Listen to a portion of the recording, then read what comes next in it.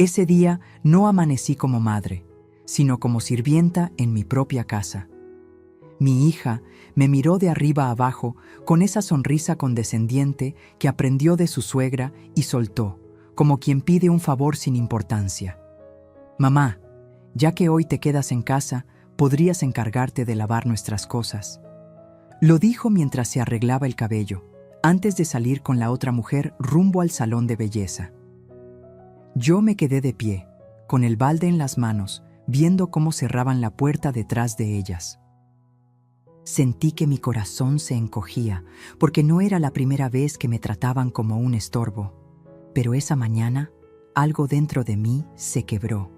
Mientras recogía las sábanas, con ese nudo en la garganta que solo conoce quien se sabe usada, algo extraño se deslizó al suelo. Era un teléfono escondido entre la ropa. Mi instinto me gritó que lo dejara ahí, que no era asunto mío. Pero la curiosidad fue más fuerte. Lo abrí. Y lo que descubrí en esa pantalla no solo me hizo temblar, me cambió la vida para siempre. Nunca supe en qué momento mi voz comenzó a sonar bajito en esta casa. Tal vez fue el año en que me quedé viuda y me mudé con mi hija por unos meses mientras acomodaba mis papeles. O tal vez fue cuando llegó su suegra con sus perfumes caros y su mirada de catálogo y empezó a opinar sobre todo. Cómo debía doblar las toallas, dónde guardar mis tazas, qué decir y sobre todo, qué callar. «No te preocupes, suegrita, aquí la cuidamos», decía ella, como si yo fuera una planta que había que regar de vez en cuando para que no se secara. Mi hija aprendió rápido esa escuela, la de sonreír, y detrás de la sonrisa, esconder el veneno. Aquella mañana, el sol entraba de lado por la ventana y dibujaba en el piso las sombras del tendedero.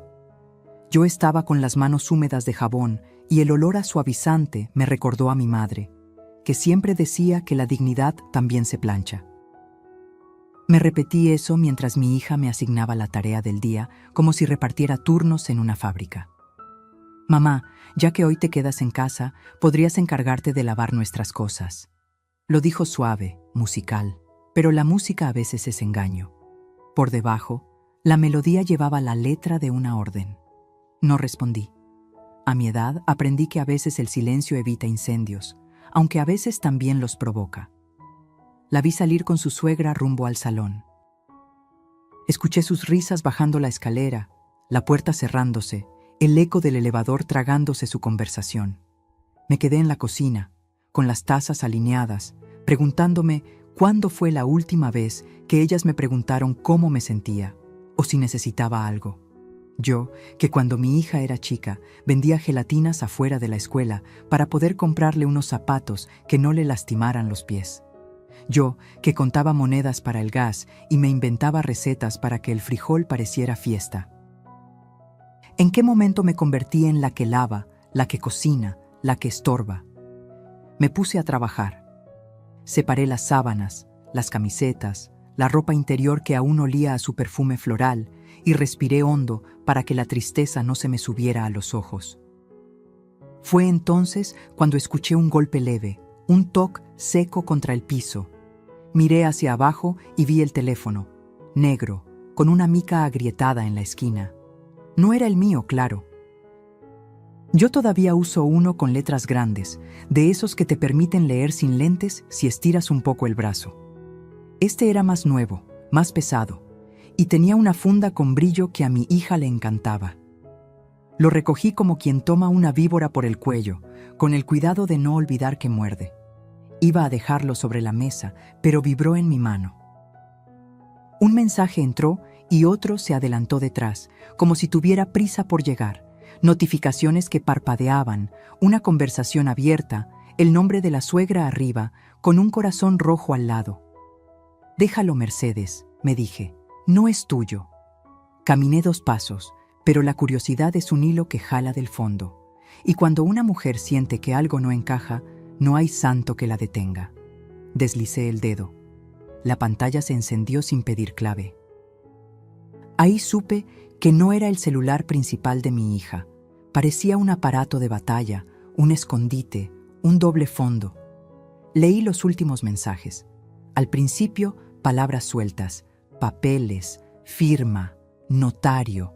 Después, frases completas que me aflojaron las rodillas. Hay que apurarlo de la casa antes de diciembre. Que no se entere, tú dile que es un trámite del banco. Mi hermano ya habló con el señor del contrato. El corazón me retumbó en la nuca. La casa, mi casa. La que compré con 40 años de trabajo y cuentas exactas, donde cada ladrillo tiene mi nombre y el de mi difunto esposo grabado en silencio. Seguí leyendo, como quien sabe que lo que viene duele, pero igual no puede dejar de mirar. ¿Y si se pone difícil?, preguntaba mi hija. La respuesta de la suegra fue un puñal de hielo. Tú llórale tantito. Dile que la quieres, que es por su bien. A tu edad la gente ya no entiende bien los papeles. Hazte la loca y ya. Sentí que me faltó el aire. Me apoyé en el fregadero y conté hasta 10 para no venirme abajo. El jabón se me resbaló de las manos y cayó con un plop sordo dentro del balde. ¿A tu edad? Ese desprecio escrito, esa crueldad con maquillaje, esas letras que me despojaban de cerebro, de voluntad, de historia. Otro mensaje, de un número que reconocí de memoria. Mi hijo. ¿Cuándo se arregla lo del traspaso? Yo necesito los $3,000 para lo del carro. La suegra respondió, primero la firma del notario, luego se reparte. Ya dijimos $3,000 para ti, $2,500 para el salón y los arreglos, $1,200 para lo de la mudanza, lo demás para los trámites, lo demás. ¿Cuánto era lo demás de una casa que vale más que todo lo que he llorado? Me ardieron las manos. No por el jabón, sino por la impotencia. Mis propios hijos calculando mi techo con la frialdad de quien hace cuentas de supermercado. Cerré los ojos. Escuché mi respiración. No llores, Mercedes, me ordené. No frente a nadie, ni siquiera frente al jabón. Abrí el cajón donde guardo los guantes de hule. Los puse con una calma que no sentía. Mi abuela decía que cuando una mujer está por cruzar una tormenta, primero se peina. Yo, en cambio, me puse los guantes. Era mi manera de sujetar el temblor. Entonces vi la fotografía en el chat. Mi sala, mi sillón de flores, la repisa con los marcos dorados. Y un comentario. Hay que cambiar ese gusto antiguo. Cuando sea nuestra, tiramos todo. Nuestra. La palabra me chocó como puerta en la cara. Entendí en un segundo que la sonrisa de mi hija cada mañana venía afinada con el mismo diapasón que su suegra. Un sonido dulce, una nota exacta para someter. La sonrisa que escondía un veneno. Dejé el teléfono boca abajo sobre la mesa. El silencio se volvió redondo, casi pesado. En ese vacío escuché mi propia voz, la de antes, la que no pedía permiso para existir. No voy a permitirlo, dije bajito. Y aunque todavía no sabía cómo ni con quién, supe que la mujer que entró a esta cocina como sirvienta no iba a salir igual. Alguien acababa de despertar en mí, alguien que no se deja torear con perfumes ni caritas. Alguien que aprendió a sobrevivir contando monedas y ahora iba a contar otra cosa. Los días que faltaban para que la dignidad regresara a mi casa. Dicen que las sábanas guardan los sueños de quienes duermen en ellas. Yo, en cambio, descubrí que también pueden ocultar pesadillas. Aquel día, mientras recogía los pliegues húmedos de la ropa, me sorprendió lo pesadas que estaban. No hablo del algodón ni del jabón. Hablo del peso invisible de los secretos que se esconden en los dobleces de una familia. Y yo estaba a punto de levantar el más terrible de todos. Me incliné para sacudir una funda de almohada cuando sentí algo duro, algo que no pertenecía ahí. Metí la mano entre la tela y tropecé con un rectángulo frío, el teléfono que ya había visto caer, ese aparato que parecía esperar el momento exacto para revelarse. Lo tomé, lo puse encima del montón y por un instante traté de convencerme de que no debía abrirlo otra vez.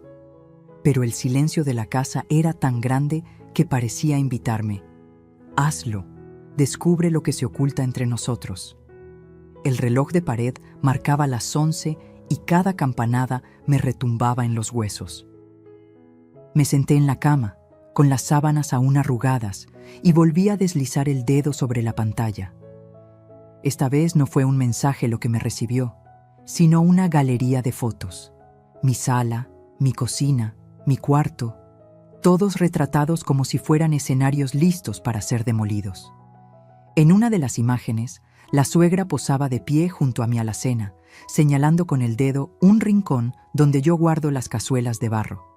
El texto debajo decía: «Aquí podemos poner el refrigerador nuevo. Lo viejo se tira». Lo viejo. Esa palabra me arañó el pecho, porque no hablaban solo de los trastes, hablaban de mí. Deslicé la pantalla y apareció un video. Mi hija, mi propia sangre, sentada frente a un escritorio con papeles. La escuché decir: «Si firmamos esto antes de diciembre, todo quedará a nuestro nombre. Mi mamá no se va a dar cuenta, piensa que solo es una autorización para el banco». El notario, invisible pero presente por su voz, respondió: «Con su firma basta. Ella es la dueña legítima, pero a su edad no cuestiona mucho. Usted guíela». Sentí que la cama me tragaba. No eran imaginaciones mías, era un plan estructurado, con cómplices, con pasos definidos. Y yo era la última en enterarme. El teléfono vibró de nuevo. Otro mensaje entró: «No olvides que la señora está sola. Su esposo ya no está para defenderla. Es más fácil así». Cerré los ojos. Vi el rostro de mi difunto esposo. Recordé su promesa de que jamás me faltaría nada. Llorar en ese instante habría sido una traición a su memoria, así que me contuve. El dolor no me doblegó. Se transformó en algo más duro, más frío, algo que empezaba a parecerse a la determinación. Tomé aire y me levanté.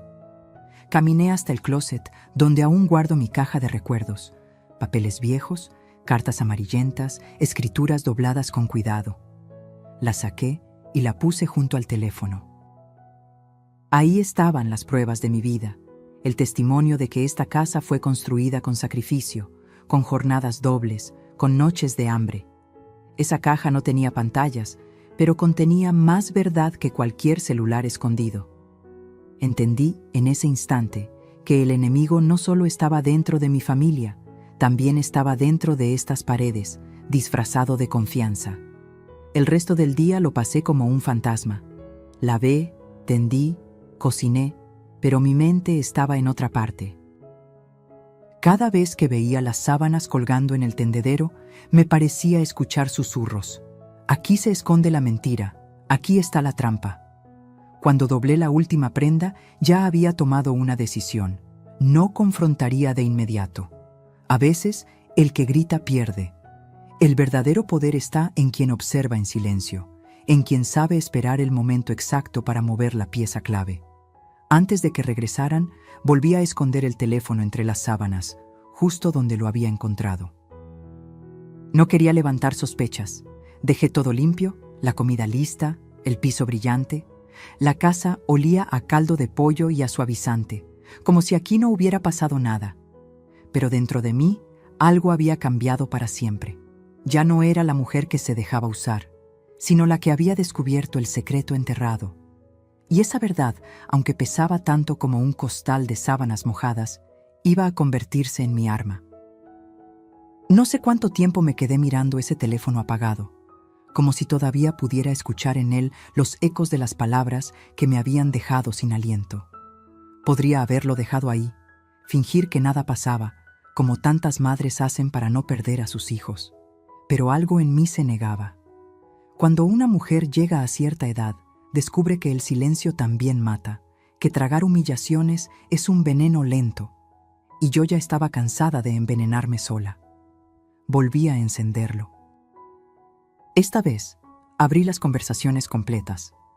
Lo primero que leí fue un diálogo entre mi hija y la suegra, escrito apenas la noche anterior.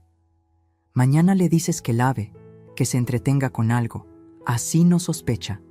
Claro, mamá, ella nunca pregunta. Mientras tenga comida y ropa, cree que todo está bien».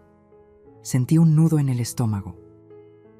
¿De verdad me veían así? como una criada satisfecha con un plato de sopa y una silla en la esquina?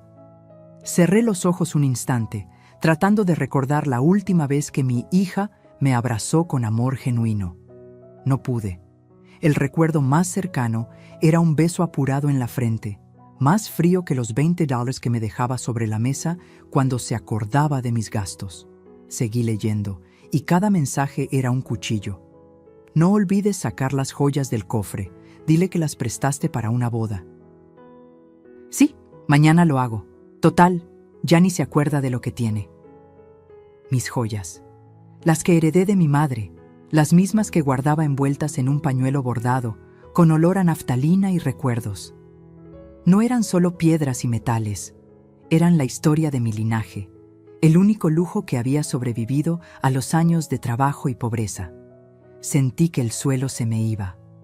Una cosa es que te usen, otra muy distinta es que te borren, pieza por pieza, como si no hubieras existido nunca. Y entonces apareció su nombre, el de mi hijo. Ese hijo que, pensé, aún podía salvarme con un poco de lealtad. La pantalla me mostró su mensaje con claridad cruel. ¿Ya consiguieron que firme? Yo necesito el dinero pronto. El carro no puede esperar. La respuesta de la suegra fue inmediata. Paciencia, mijo, todo a su tiempo. La vieja no sospecha nada. La vieja. No mamá, no señora, no doña Mercedes, solo la vieja. Tragué saliva, porque la palabra se me atoró como piedra en la garganta. Nunca imaginé que un hijo mío pudiera referirse a mí de esa manera. Y lo peor, no solo lo decía, lo aceptaba, lo normalizaba. Mi sangre, mi carne, conspirando contra mí como si yo fuera una carga desechable. El corazón me latía tan fuerte que pensé que los vecinos lo escucharían. Me levanté de golpe, caminé en círculos por la sala y tuve que apoyarme en la mesa para no caer. ¿Qué hice mal? Me pregunté 1000 veces. ¿En qué momento crié hijos capaces de vender a su madre por unos cuantos dólares? ¿En qué esquina de la vida me equivoqué? ¿Que mi amor se transformó en moneda de cambio? No encontré respuesta. Solo lágrimas que se negaban a salir, porque hasta mis ojos parecían cansados de llorar. Seguí leyendo. Había mensajes de burla, conversaciones donde mi hija escribía: «Hoy se le olvidó poner sal en la sopa, jajaja, ya ni coordina bien». Y la suegra respondía: «Peor para ella. Eso nos da más motivos para apurar la firma, así no se mete en nada». Sentí rabia, una rabia nueva, distinta a la que había sentido cuando me llamaron estorbo. Esto era peor, era la burla, la deshumanización. No solo planeaban quitarme lo mío, también me ridiculizaban, me reducían a un chiste en sus pantallas luminosas. Yo, que había trabajado limpiando casas ajenas para pagar sus estudios, convertida ahora en un meme privado de su crueldad. Me quedé quieta, con el celular en la mano, mientras el sol se ocultaba detrás de la ventana. La casa empezó a llenarse de sombras, como si también ella supiera que algo oscuro se había revelado. En ese silencio espeso, escuché mi propia voz en un susurro. Hasta aquí. No fue un grito, no fue un llanto, fue una declaración. Algo dentro de mí había despertado, algo que no iba a permitir más abusos. Apagué el teléfono y lo guardé de nuevo donde lo había encontrado, pero ya no era la misma. Las conversaciones habían destrozado mi corazón, sí, pero también habían encendido una chispa que pronto se convertiría en fuego. Porque una madre puede soportar muchas cosas, excepto descubrir, en letras claras y frías, que sus propios hijos se han convertido en verdugos. Dicen que las paredes escuchan, pero yo nunca imaginé que también podían volverse cómplices de mi dolor. Esa tarde, mientras recorría mi propia casa con el celular escondido en el bolsillo de mi delantal, tuve una sensación extraña, la de caminar por un lugar que ya no me pertenecía. Cada cuadro en la pared, cada maceta en la ventana, cada mueble que había elegido junto a mi esposo, parecía marcado con una etiqueta invisible que decía: próximamente en venta. Me detuve frente al aparador donde conservo la vajilla de porcelana que solo uso en Navidad. Pasé la mano por el vidrio y sentí el frío del abandono. Recordé cuando la compramos en pagos, hace más de 30 años, y cómo mi esposo me decía en broma: «Mercedes, con esta vajilla vamos a cenar como ricos». Nunca fuimos ricos, pero en esa mesa nunca faltó comida ni cariño. Ahora, en los mensajes de aquel teléfono, mi hija y su suegra ya habían decidido deshacerse de todo. La vajilla está vieja, mejor venderla en el mercado de antigüedades. Así lo escribieron, como si se tratara de un objeto cualquiera, sin historia, sin alma. Seguí caminando y cada rincón me hablaba. El sillón de flores donde vi a mis nietos dar sus primeros pasos. La repisa con los marcos dorados, que guardan las fotos de bodas, bautizos y cumpleaños. Todo era parte de mi vida y al mismo tiempo parte de un inventario ajeno. Porque en las conversaciones que había leído ya no se hablaba de mi casa. Se hablaba de su casa, de lo que iban a modernizar, de lo que iban a tirar para que quedara bonita. Y yo, ¿dónde quedaba yo en esa remodelación de sus sueños? Subí las escaleras despacio, como si cargara una losa. En cada peldaño, un recuerdo. Las carreras de mis hijos cuando eran niños, los tropiezos, las risas. Ahora esas mismas escaleras eran escenario de un plan frío y calculado para arrancarme lo que más había cuidado. Llegué al cuarto principal y abrí el closet. Ahí estaba la caja de papeles, escrituras, recibos, comprobantes. Mis manos temblaban al tocarla. Era como sostener el último bastión de mi dignidad. Pero al mismo tiempo me invadió el miedo. ¿Y si ya habían logrado avanzar trámites a mis espaldas? ¿Y si mi firma estaba falsificada en algún papel que aún no había visto? Me senté en la cama y abrí la caja. Ahí estaba la escritura original, con mi nombre y el de mi esposo, fechada hace más de 20 años. Leí cada línea como si fuera un salmo, como si esas letras pudieran protegerme de la traición que me rodeaba. Pero la tranquilidad duró poco. Porque en el celular, entre las capturas de pantalla, había un documento que decía claramente «Cesión de derechos de propiedad», y en el espacio de la firma, un garabato parecido al mío. Un trazo torcido, pero suficiente para engañar a cualquiera. Sentí un escalofrío. Ya no solo era un plan, era una acción en marcha. Me levanté de golpe y recorrí el cuarto como un animal enjaulado.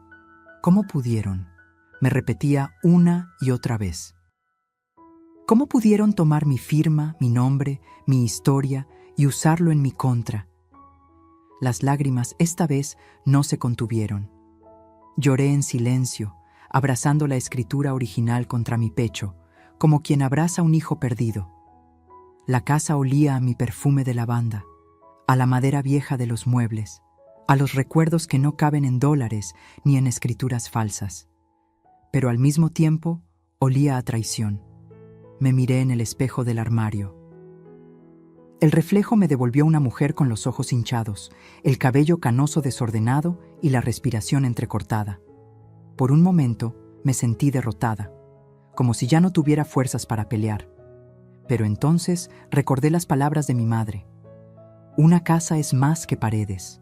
Es el lugar donde decides si eres dueña de ti misma o esclava de los demás. Y esa frase encendió algo en mí. Sí, podían intentar robarme las paredes, los muebles, los papeles. Pero lo que no podían quitarme era la voluntad de luchar. Guardé la escritura en una bolsa de tela y la escondí en un sitio secreto que solo yo conocía. El teléfono volvió a su escondite entre las sábanas. Cuando terminé, me quedé de pie en medio de la habitación, respirando hondo. Afuera, los pájaros cantaban como si nada, pero yo ya no era la misma. Porque ese día, mientras caminaba por mi propia casa con el corazón roto, entendí que si no hacía algo pronto, terminaría siendo una invitada en el hogar que yo misma construí. Y con esa certeza amarga, supe que había llegado el momento de planear en silencio. Creí que ya lo había visto todo. Pensé que los mensajes crueles de mi hija y su suegra eran la estocada más profunda que una madre podía recibir. Pero esa tarde, cuando volví a encender el teléfono y seguí leyendo, descubrí algo que me partió en 1000 pedazos. Mi hijo también estaba metido en la traición. Al principio, pensé que eran mensajes sueltos, un malentendido.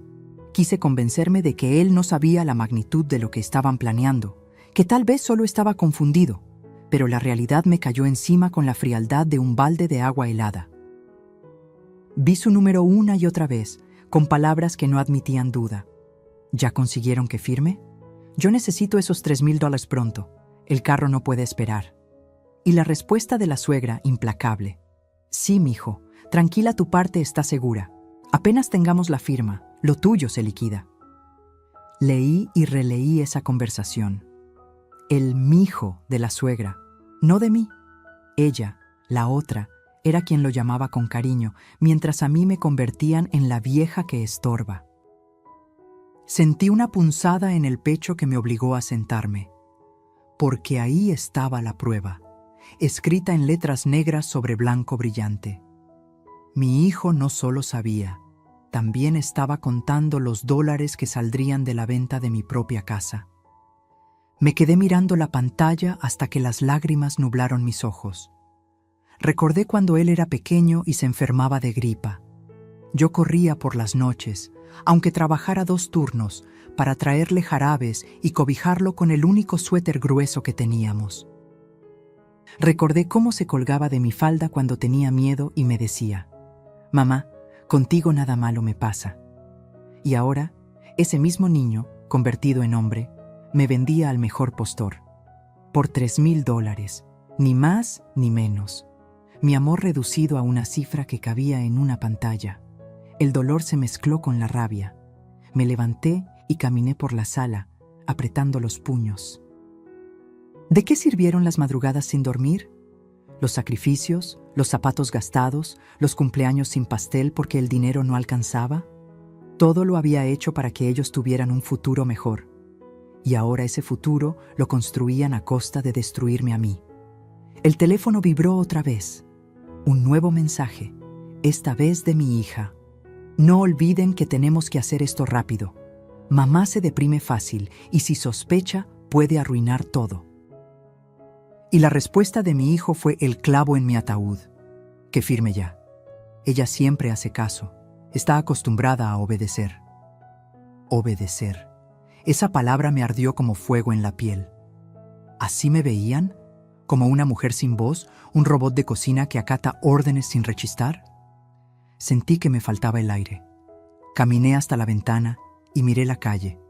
Los vecinos pasaban como si nada. Los niños jugaban con sus bicicletas. El panadero anunciaba su mercancía.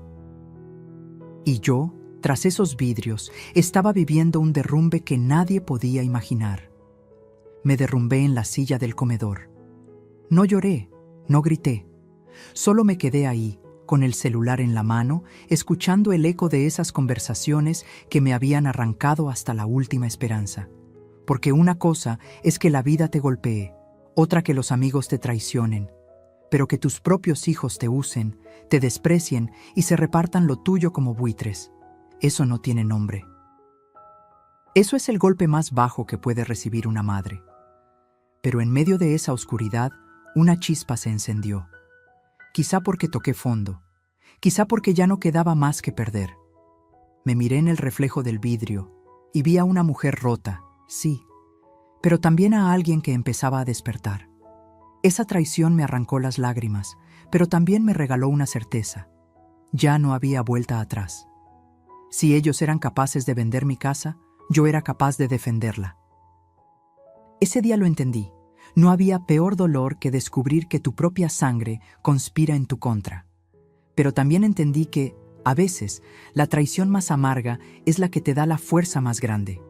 Y yo iba a necesitar toda la fuerza del mundo para lo que estaba por venir.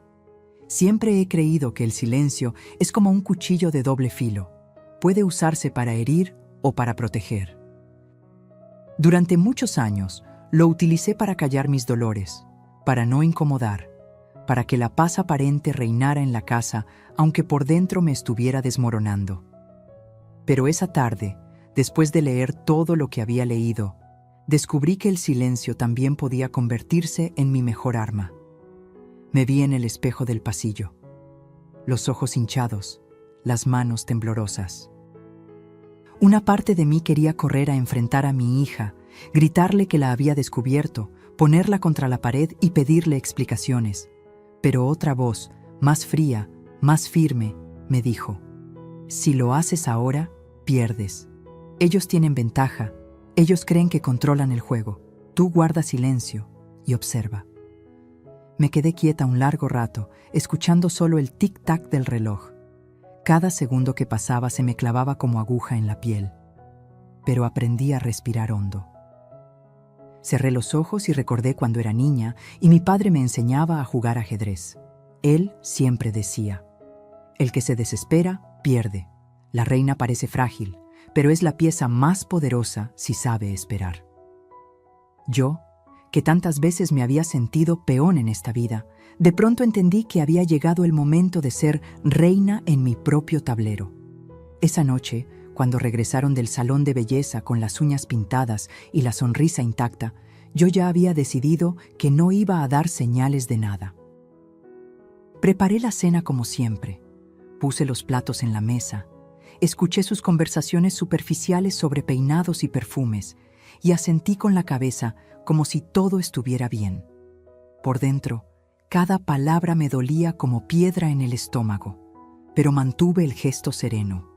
Ellas no podían saber que yo ya lo sabía todo. Mientras servía el arroz, escuché a la suegra decir: Mercedes, usted se ve cansada, debería descansar más. Lo dijo con ese tono dulce y venenoso que usa quien quiere parecer amable. Yo sonreí levemente y respondí: sí, quizá tenga razón. Uno a veces se cansa de tanto.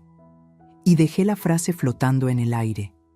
Nadie imaginó que en mi mente ya se estaba gestando un plan. Esa madrugada, cuando todos dormían, me levanté en silencio. Encendí una lámpara pequeña y saqué mi libreta de notas. Empecé a escribir todo lo que había visto en el celular: nombres, fechas, mensajes, cifras. Cada palabra era una bala que algún día iba a disparar. Mis manos temblaban, pero mi corazón estaba firme. Por primera vez en mucho tiempo no me sentía débil, sino alerta. Era como si los años se hubieran borrado y volviera a tener la fuerza de aquella mujer joven que luchaba con uñas y dientes para criar a sus hijos. También saqué mi caja de documentos. Revisé la escritura, los recibos de predial, los pagos de agua y luz. Todo estaba en orden. Esa era mi munición, mi escudo. Si ellos querían pelear en los tribunales, yo iba a demostrar que esta casa era mía, legal y legítimamente. Guardé todo de nuevo con cuidado, como quien acomoda armas antes de la batalla. A la mañana siguiente, actué con normalidad. Hice café, barrí el patio, saludé a los vecinos como siempre. Nadie sospechó nada. Pero dentro de mí ya no había miedo. Había estrategia. Sabía que debía aguardar, reunir pruebas, buscar aliados, moverme con cautela. Porque la peor guerra no es la que se libra a gritos, sino la que se gana en silencio. Ese día aprendí a observar con otros ojos. Escuché cada palabra de mi hija, cada comentario de la suegra, como quien escucha piezas de un rompecabezas. Y mientras ellas creían que yo seguía siendo la mujer dócil y obediente de siempre, yo estaba tejiendo mi venganza con hilos invisibles. El silencio, ese que antes me había hecho sentir pequeña, ahora era mi mejor refugio. Y yo estaba dispuesta a guardarlo hasta el día exacto en que, con una sola palabra, pudiera derrumbar todo su castillo de mentiras. Dicen que cuando uno guarda silencio, aprende a escuchar lo que antes parecía ruido. Yo lo confirmé esos días. Mientras fingía normalidad dentro de la casa, afuera empecé a notar señales que hasta entonces me habían pasado desapercibidas. Porque las paredes pueden callar, pero los vecinos, ellos siempre escuchan. Una mañana, mientras barría la banqueta con la escoba de palma, se acercó doña Cata, la vecina de toda la vida. Esa mujer de ojos vivaces, que nunca se pierde detalle, se detuvo frente a mí y dijo en voz baja: «Mercedes, ¿usted está bien? Últimamente he visto entrar a gente rara a su casa. Traen portafolios y papeles. Yo pensé que eran del banco, pero me dio mala espina». Sentí un escalofrío. Así que no eran imaginaciones mías. De verdad había movimientos extraños. Le respondí con una sonrisa apagada: «Estoy bien, doña Cata. Ya sabe, cosas de familia». Ella me miró como quien sabe que no le dices toda la verdad, pero no insistió. Solo me puso la mano en el hombro y agregó: «Nomás no se deje, comadre. A su edad, una merece descanso, no problemas». Sus palabras me acompañaron todo el día, y mientras cocinaba, comprendí que quizá no estaba tan sola como pensaba. A veces, los aliados llegan de donde menos lo esperas. Días después, otro aliado inesperado apareció. Don Ezequiel, el amigo de mi difunto esposo. Siempre ha sido reservado, un hombre de bigote grueso y sombrero de fieltro que suele pasar a saludar en las tardes. Esa vez, sin embargo, vino con el ceño fruncido. «Doña Mercedes, disculpe que me meta, pero hace poco me encontré con su hija y la señora... la suegra. Estaban preguntando por un notario que yo conozco. Me pareció raro, porque hablaban de escrituras». «¿Acaso piensa vender la casa?». El corazón me dio un vuelco. Tragué saliva antes de responder.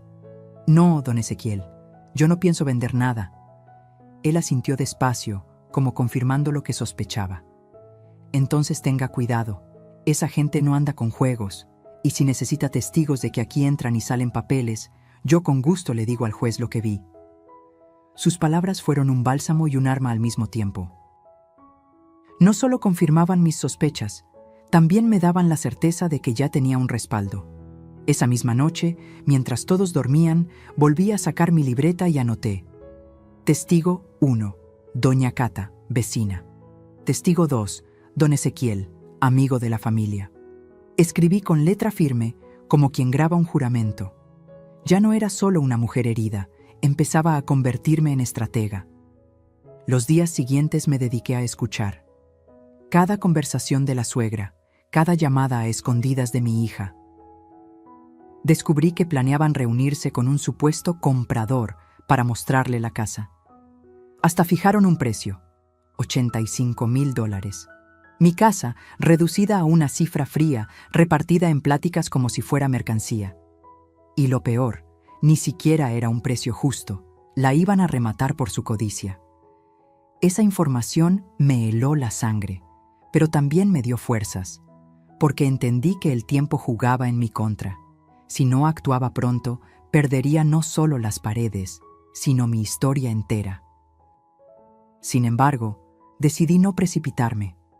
Seguí sonriendo por fuera, cocinando caldo y planchando camisas, mientras por dentro tejía mi red de aliados y pruebas. Una tarde, mientras tendía la ropa, escuché a la suegra hablar por teléfono en el patio. No se dio cuenta de que yo estaba cerca. Dijo con claridad: «Ya casi está todo. La señora ni cuenta se da. Pronto tendremos la firma y la sacamos de la casa sin que pueda alegar nada». No sé cómo logré mantenerme erguida. Seguí colgando ropa como si nada, pero por dentro sentí que esa frase era la confirmación que necesitaba. Ellos estaban seguros de que yo era débil, de que mi silencio era ignorancia, pero no sabían que ese silencio era mi estrategia y que ya tenía ojos y oídos que me ayudaban. Cuando cayó la noche, miré al cielo desde el patio. Las estrellas brillaban indiferentes, como siempre, pero yo ya no era la misma. Ahora tenía la certeza de que no estaba sola. Las paredes, los vecinos, los amigos viejos, todos estaban de mi lado. Y con cada día que pasaba, mi plan tomaba más fuerza, porque a veces los aliados más poderosos no son los que tienen dinero o influencia, sino los que, en silencio, ven la verdad y están dispuestos a decirla cuando llegue el momento justo. Nunca olvidaré ese domingo. El olor a guiso llenaba la casa, El reloj marcaba casi la hora de la comida y yo había puesto todo mi empeño en preparar la mesa. Hice caldo de pollo, arroz rojo y un pastel de chocolate para los nietos. Me esmeré como siempre, porque aunque el corazón estuviera hecho trizas, mi instinto de madre y abuela seguía intacto. Puse los platos, los cubiertos, acomodé las servilletas dobladas en triángulo, como me enseñó mi madre. Cuando todo estuvo listo, llamé a la familia. «Vengan a la mesa, ya está la comida». Lo dije con alegría forzada, esperando al menos una sonrisa, un gesto de gratitud. Pero lo que recibí fue el golpe más humillante. Mi hija bajó las escaleras con la suegra detrás y al ver la mesa frunció los labios. «¿Otra vez sopa, mamá? Ya le dijimos que a los niños no les gusta». La suegra se sentó en la cabecera y agregó con su tono venenoso disfrazado de amabilidad: «Ay, Mercedes, usted debería descansar. Mejor deje que alguien más cocine. Usted ya hizo bastante en la vida. Ahora su lugar está en la cocina. Pero para cosas sencillas, no para estas complicaciones». Me quedé helada. ¿Mi lugar estaba en la cocina? Como si fuera un mueble, como si no tuviera derecho a sentarme con ellos. Intenté responder con calma. Yo solo quise preparar algo rico para todos. Pero mi hija, con esa sonrisa que ya conocía, dijo mientras se servía: «Mamá, entiende, cuando cocinas te tardas demasiado. Y además, a veces se te olvidan cosas. Mejor deja que nosotras nos encarguemos». Lo dijo frente a mis nietos, frente a todos. Sentí cómo la sangre me subía al rostro. No era solo una corrección, era una humillación pública. Los niños me miraron con esa mezcla de inocencia y confusión que tienen los pequeños cuando no entienden por qué los adultos son crueles. Yo, en silencio, me acerqué a la mesa. Busqué sentarme en una de las sillas, pero la suegra, sin mirarme, colocó su bolso sobre el asiento vacío. «Ay, perdón, aquí puse mis cosas. Mejor siéntese en la cocina, Mercedes. Así está más cómoda». Ese fue el momento en que sentí que mi dignidad se derrumbaba. No lloré, no grité. Solo caminé hacia la cocina, me senté en una silla de madera junto al fogón y escuché las risas y las conversaciones desde lejos.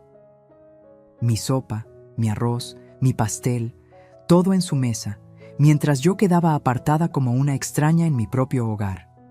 Cada palabra que llegaba hasta la cocina era una espina. La casa necesita cambios. Este comedor está muy pasado de moda. Cuando ya sea nuestra, la vamos a remodelar toda. La frase final me atravesó el alma. ¿Cuando ya sea nuestra? Ahí, con las manos apretadas sobre las rodillas y los ojos fijos en la estufa apagada, entendí que esa era la gota que rebalsaba el vaso. Ya no podía seguir soportando. Ya no podía seguir siendo invisible. Porque una cosa es callar por amor y otra muy distinta es permitir que te arranquen la dignidad frente a los tuyos. Cuando terminaron de comer, me acerqué a la mesa. Con voz tranquila, recogí los platos y dije: «Espero que les haya gustado». Nadie respondió, ni un gracias, solo risas, solo planes sobre cómo cambiar la sala, cómo vender lo viejo. Esa noche, en mi cuarto, me miré al espejo y juré que nunca más volvería a permitir una humillación así. No era una anciana inútil, era una mujer que había levantado esa casa ladrillo por ladrillo. Y si ellos pensaban que podían borrarme con un papel falso y una sonrisa fingida, estaban muy equivocados. Esa humillación, esa exclusión brutal en mi propia mesa, fue el último empujón que necesitaba. Porque a veces, para que una mujer despierte, no basta con la traición escondida, hace falta que la empujen al vacío. Y yo ya había caído. Ahora solo me quedaba levantarme. Esa noche no dormí. Me acosté en la cama, con los ojos abiertos, mirando el techo como si en las grietas pudiera leer el futuro. Cada palabra de humillación, cada burla en los mensajes, cada gesto de desprecio, me retumbaba en la cabeza como campanas rotas. Pero lo que más me dolía no era la crueldad de mi hija ni la codicia de la suegra, era la traición de mi propio hijo. Esa herida no sanaría jamás. Sin embargo, Mientras la oscuridad me envolvía, sentí algo nuevo, calma, una calma rara, fría, como la que llega antes de una tormenta. Ya no tenía miedo, ya no lloraba. Había entendido que no podía seguir esperando milagros. La justicia no llegaría sola. Tenía que construirla con mis propias manos. Al amanecer, me levanté despacio, como quien lleva siglos planeando ese instante. Guardé la escritura original en una bolsa de tela, junto con todos los recibos, facturas y pruebas de pago. Revisé cada papel con el cuidado de una cirujana, porque sabía que esa sería mi armadura.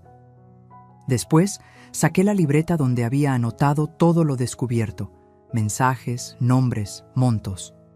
Aquella libreta era mi daga escondida. El siguiente paso fue más doloroso. Entré a mi cuarto y observé los retratos familiares. La boda, los cumpleaños, las primeras comuniones. Los bajé uno por uno. No podía permitir que los compradores o mis propios hijos se burlaran también de esas memorias. Guardé las fotos en una caja y la escondí en un rincón donde nadie pensaría buscar. No lloré. Ya no me quedaban lágrimas, solo determinación. Luego me puse a preparar la casa, pero no para ellos. Cociné un poco de frijoles, limpié la mesa, dejé la cocina impecable. Quería que todo pareciera normal, porque el teatro debía continuar hasta el último acto. Cuando salí al patio, vi a los pájaros revoloteando sobre el árbol de bugambilia. Respiré hondo y pensé, es hoy. Tomé una hoja blanca y un marcador grueso. Con mano firme escribí, las cuentas se cierran, y mi paciencia también. Pegarlas en la puerta principal fue como firmar mi renuncia a la obediencia, a la sumisión, al silencio. Era mi grito escrito, mi advertencia final. Antes de salir, me aseguré de cerrar con llave todas las habitaciones importantes. Guardé los documentos en mi bolso, me puse un rebozo oscuro y caminé hasta la calle sin voltear atrás. El aire fresco de la mañana me acarició la cara y sentí que, después de tanto tiempo, podía respirar libre. Mientras avanzaba, mis pasos resonaban fuertes sobre el pavimento. No tenía un destino claro, pero sabía que debía alejarme antes de que ellos regresaran. Mi corazón latía rápido, no de miedo, sino de fuerza, porque cada metro que me alejaba de esa casa era un metro ganado para mi dignidad. Me detuve en la esquina y miré hacia atrás. La bugambilia parecía despedirse de mí con sus flores moradas y en la puerta brillaba el papel con mi mensaje. Imaginé el momento en que mi hija, la suegra y mi hijo llegarían juntos, cargados de bolsas, risas y planes, y se toparían con la casa vacía, con la nota pegada como un cuchillo en la madera. Sentí una sonrisa crecer en mi rostro, una sonrisa distinta, no de sumisión, sino de victoria silenciosa. Caminé hasta la parada del autobús. La gente subía y bajaba como cualquier día. Nadie sabía que esa mujer con rebozo, de cabello canoso y pasos firmes, acababa de iniciar su revolución personal. Nadie imaginaba que dentro de ese bolso llevaba la prueba de toda una vida, la llave para recuperar no solo mi casa, sino mi respeto. En ese momento lo entendí. Mi paciencia había llegado a su límite, sí, pero mi fortaleza apenas estaba comenzando. Me escondí en la esquina de la calle, detrás del puesto de periódicos, con el rebozo cubriéndome la cabeza. No era cobardía, era estrategia. Quería ver con mis propios ojos el momento en que ellos regresaran y se enfrentaran a la verdad. Mis manos sudaban dentro del bolso donde guardaba los papeles y mi libreta, pero mi corazón latía con un ritmo distinto. Ya no era miedo, era una calma llena de poder. El reloj marcaba las 6 de la tarde cuando vi el auto estacionarse frente a la casa. Bajaron mi hija, la suegra y mi hijo, cargados de bolsas, con esa risa ruidosa que siempre traen después de gastar dinero que no tienen. La suegra fue la primera en notar que algo estaba raro. La puerta estaba cerrada con llave. ¿Por qué está así, si dejamos todo abierto?, dijo, frunciendo el ceño. Mi hija buscó en su bolso, sacó las llaves y trató de abrir, pero la cerradura no cedió. Yo sabía por qué. La había cambiado en la mañana, antes de salir. Vi cómo la frustración se apoderaba de su rostro. Esto no puede ser. ¿Qué hizo mi mamá? Entonces mi hijo se adelantó, empujó la puerta con fuerza, como si con su cuerpo pudiera obligar a la madera a obedecerle. Nada. La casa resistía. Fue en ese instante que la suegra notó el papel blanco pegado con cinta. Lo arrancó de un tirón y lo leyó en voz alta. Las cuentas se cierran, y mi paciencia también. El silencio que siguió fue más fuerte que cualquier grito. Vi cómo mi hija se quedó helada, con los labios entreabiertos. Mi hijo soltó una maldición y pateó la puerta. La suegra apretó el papel en su mano hasta arrugarlo, sus ojos brillaban de rabia. «Maldita vieja astuta, nos descubrió», escupió con veneno. Mi hija se llevó las manos a la cabeza. «No puede ser. ¿Dónde está? ¿A dónde se fue? ¿Qué vamos a hacer ahora?» Yo, desde mi escondite, observaba la escena como si mirara una obra de teatro. Era extraño. Durante meses me sentí pequeña, insignificante, una sombra en mi propia casa. Y ahora, al verlos desesperados, comprendí que el poder había cambiado de manos. Ellos eran los vulnerables, no yo. Mi hijo revisaba con el celular en la mano, llamando una y otra vez. El tono de llamada sonaba, pero yo lo tenía apagado y guardado lejos. La suegra gritaba órdenes. «¡Búscala! ¡No puede estar lejos! Seguro se llevó algo, seguro tiene los papeles». La desesperación los delataba. No estaban preocupados por mí, por mi bienestar. No. Lo único que les importaba eran los papeles, los dólares, la casa. Eso me confirmó lo que ya sabía. Su amor no existía. Era solo un disfraz que se había roto al primer empujón. En ese instante sentí algo que no había sentido en mucho tiempo: satisfacción. Como cuando después de años de abusos, por fin puedes decirte a ti misma: no me vencieron. Los vi caminar de un lado a otro, llamar a vecinos, tocar puertas, preguntar si me habían visto. Nadie supo responder. Doña Cata salió con su mandil y les dijo: «No sé dónde está doña Mercedes, pero sí la vi salir temprano con una bolsa y muy segura de sí misma». Su voz tenía un matiz de complicidad. Yo, desde lejos, agradecí en silencio. Finalmente, después de casi una hora de gritos y discusiones, se rindieron. La suegra, roja de coraje, arrugó el papel con mi mensaje y lo aventó al suelo. «Esto no se va a quedar así. Si ella piensa que ganó, está equivocada». Mi hija lloraba, repitiendo: «¿Qué vamos a hacer sin la firma? ¿Qué vamos a hacer?». Mi hijo, furioso, golpeó el cofre del carro y dijo: «Se fregó todo. Sin eso no hay dinero, no hay carro, no hay nada». Yo, con el corazón latiendo fuerte, di media vuelta y caminé despacio hacia la parada del autobús. Nadie me vio. Nadie sospechó que estuve ahí, presenciando cada gesto, cada palabra. Ese día confirmé que a veces la mejor victoria no es gritar ni golpear, sino dejar que tus enemigos se derrumben solos frente a la evidencia de que ya no tienen el control. Y yo lo había recuperado todo: mi silencio, mi estrategia, mi dignidad. Siempre dicen que la justicia tarda, pero llega. Yo aprendí que, a veces, hay que ayudarla a encontrar el camino. Después de dejar mi casa vacía y observar la desesperación de quienes me querían ver destruida, supe que era el momento de dar el siguiente paso. No bastaba con huir. Había que cerrar la herida con un golpe certero. Fui directamente a la notaría, donde aún conservaban copia de mis escrituras. El notario, un hombre serio de cabello plateado, me reconoció de inmediato. «Doña Mercedes, qué sorpresa». «¿A qué debo su visita?». Saqué la bolsa con mis documentos y los coloqué sobre su escritorio. «Vengo a proteger lo que es mío. He descubierto que alguien está intentando falsificar mi firma y apropiarse de mi casa».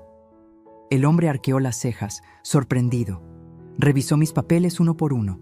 Después sacó una carpeta y me mostró un documento reciente. Ahí estaba, un supuesto traspaso de derechos, con una firma que pretendía ser la mía. Esto lo trajeron hace poco, doña Mercedes. Pero se veía extraño. Nunca lo registramos como válido porque no cumplía con los requisitos completos. Yo sospechaba algo raro. Sentí un alivio recorrerme el cuerpo. La falsificación existía, pero aún no habían consumado el robo. Tenía tiempo y, sobre todo, tenía pruebas. Necesito que me ayude, licenciado. No solo quiero que esto quede claro, quiero que quede registrado que esta casa es intocable, que nadie puede mover un ladrillo sin mi consentimiento. Él asintió y comenzó a redactar un acta. Me explicó cada punto, que la escritura estaba a mi nombre, que ninguna cesión era válida sin mi autorización personal y que, además, podíamos levantar una denuncia por intento de fraude. Escucharlo fue como beber agua fresca después de caminar por el desierto. Al salir de la notaría, con los documentos sellados y firmados en mi bolso, sentí que mis pasos eran más firmes. Esa hoja de papel con tinta azul no era solo un trámite, era mi escudo, mi grito escrito con legalidad. Era la prueba de que mi vida entera no podía borrarse con una mentira. Los días siguientes fueron un torbellino.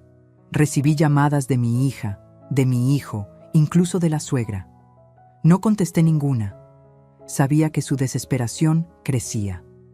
Finalmente, se presentaron en la notaría, exigiendo que se reconociera su traspaso. El notario, con toda la calma del mundo, les mostró el acta que había firmado conmigo. Me contaron después que la rabia de la suegra fue tal que salió gritando del lugar como fiera herida. Yo no estuve ahí para presenciarlo. No quería perder un segundo más en sus caras.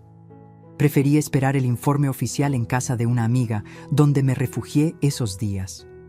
Cuando por fin tuve la copia en mis manos, confirmé que ya no podían tocar nada. La casa estaba protegida, blindada contra cualquier intento. Pero no me detuve ahí. Con ayuda de un abogado recomendado por don Ezequiel, presenté una denuncia formal por intento de fraude. Adjunté capturas de pantalla de los mensajes que había leído en el celular, la libreta con mis anotaciones y el documento falso con la firma torcida. El abogado sonrió al ver la carpeta. Tiene todo, doña Mercedes. No solo vamos a defender su propiedad, también vamos a demostrar que la quisieron engañar. Esa noche dormí tranquila por primera vez en meses. No porque el peligro hubiera desaparecido del todo, sino porque ahora yo llevaba las riendas. Ellos pensaban que mi silencio era debilidad, pero nunca imaginaron que lo estaba usando para reunir pruebas y esperar el golpe exacto. Los días pasaron y la tensión creció. Mis hijos y la suegra empezaron a recibir citaciones. Yo, desde mi refugio, escuchaba cómo corrían de un lado a otro, tratando de justificar lo injustificable. Los mismos que me llamaban vieja inútil ahora temblaban frente a la ley. Cuando finalmente volví a mi casa, entré con la frente en alto. La bugambilia del patio seguía florecida, como si nada hubiera pasado. Coloqué la escritura en su lugar y me senté en la sala. Miré a mi alrededor y sentí una paz que hacía mucho no conocía. Esa casa, mi casa, seguía siendo mía. Y lo mejor, ellos lo sabían. Porque la justicia no siempre llega con sirenas ni con jueces de toga. A veces llega con un sello azul, con un acta firmada, con la certeza de que, aunque intenten borrarte, siempre tendrás la última palabra. Me siento en esta sala, con la luz del atardecer entrando por las cortinas, y pienso en todo lo que pasó. Miro las paredes, los muebles, las fotos que volví a colocar en su sitio. Todo parece igual, pero nada lo es. Yo tampoco soy la misma. Antes era una mujer que callaba, que obedecía, que se conformaba con una sonrisa falsa y una palabra de desprecio. Hoy, en cambio, sé que mi silencio ya no será sumisión, sino elección. Mis hijos no me visitan. La suegra tampoco se ha atrevido a pisar esta casa desde el día en que recibieron la citación del juez. A veces escucho rumores de que andan enredados con abogados, tratando de limpiar su nombre. Yo no guardo rencor, pero tampoco olvido. Porque el olvido es un lujo que no puedo darme. Si olvido, corro el riesgo de volver a caer en las mismas trampas. Hubo noches en que lloré, preguntándome en qué momento mis propios hijos se convirtieron en verdugos. ¿Fue mi exceso de amor lo que los malacostumbró? ¿Fue mi silencio lo que los hizo creer que podían pisotearme? Nunca tendré esas respuestas. Lo único cierto es que el veneno que corría por sus venas no nació de mí, sino de sus propias decisiones. Y yo, por primera vez, entendí que no todo lo que viene de la sangre merece ser llamado familia. Hoy, cuando me encuentro con doña Cata en la banqueta, me sonríe y me dice: «Comadre, qué bueno verla tranquila. Usted se ve más fuerte que nunca». Y yo le respondo con una frase que ahora repito como mantra: «No hay fuerza más grande que la de una madre cuando deja de callar». Aprendí que la dignidad no se negocia, que ninguna casa, ningún dólar, ninguna herencia vale más que la paz interior de saber que uno se defendió a tiempo. Si yo hubiera seguido callando, hoy sería una extraña expulsada de su propio hogar. Pero tuve el valor de poner un límite, aunque doliera, aunque significara perder la ilusión de tener a mis hijos cerca. A veces pienso en ellos. Me duele saber que eligieron la codicia sobre el amor, que vendieron su lealtad por $3,000 y un carro viejo. Me duele, sí, pero también me libera, porque entendí que yo ya no puedo cargar con las decisiones ajenas. Cada quien escribe su historia, y la mía ya no la escribirán con mentiras ni con firmas falsificadas. Me gusta sentarme en el patio, bajo la bugambilia, con un café caliente entre las manos. Ahí reflexiono sobre lo que pasó y sobre la vida misma. Entendí que la justicia no siempre llega con castigos espectaculares. A veces, la verdadera justicia es ver cómo quienes te traicionaron se quedan con las manos vacías, con la vergüenza tatuada en el rostro. Yo no necesité gritar ni vengarme con violencia, solo necesité paciencia, pruebas y la firmeza de no rendirme. Quiero dejar algo claro por si alguien escucha esta historia. La sangre no siempre garantiza amor. Lo que realmente construye una familia son los actos, los cuidados, el respeto mutuo. Una madre puede dar todo, pero cuando descubre que ese todo la está matando en vida, tiene el derecho y la obligación consigo misma de decir basta. Mis hijos aprenderán su lección, tarde o temprano. Tal vez con la ley encima, tal vez con el peso de su propia conciencia. Porque la vida siempre cobra, y no hay deuda más cara que la traición a una madre. Yo no necesito castigarlos. El castigo ya lo llevan dentro. Saben que me perdieron, que su codicia les arrebató lo más valioso que tenían. Yo, en cambio, gané algo que no tiene precio. Recuperé mi voz, y mientras me quede un aliento de vida, esa voz no volverá a callar. Porque una madre que se levanta después de ser traicionada ya no es una víctima, es una guerrera. Y yo, Mercedes, a mis más de 60 años, finalmente aprendí a hacerlo.